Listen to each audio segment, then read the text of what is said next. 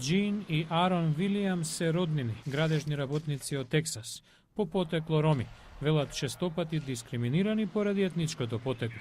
Джин сочувал реклама на локално радио што ја дал нивниот бизнис конкурент.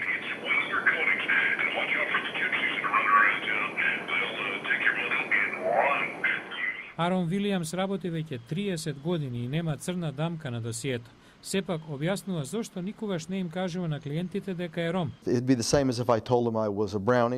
Исто како да сум им кажал дека сум зло џудже или некое друго митолошко суштество. Луѓето не знаат дека ромите навистина постојат. Сметаат дека тоа е начин на живот, да бидете измамник. Џон Гроу е пензиониран полицаец од Балтимор, на чело на организација која се бори против криминал, во кој престапникот најпрвин ќе ја стекне довербата на жртвата.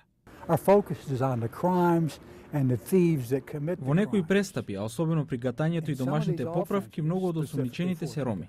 На тоа коментира професорот од Универзитетот во Тексас, Јан Ханкок. Нема криминални дела кои ги вршат само ромите, а не и другите етнички заедници. А гатањето и градежните работи ги објаснува како дел од историјата на ромите. Арон Вилијамс е горд на своето потекло, но гневен на третманот.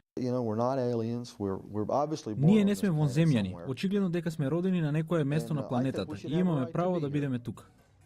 Некои млади американци од ромско потекло се поинтегрирани во општеството отколку нивните родители.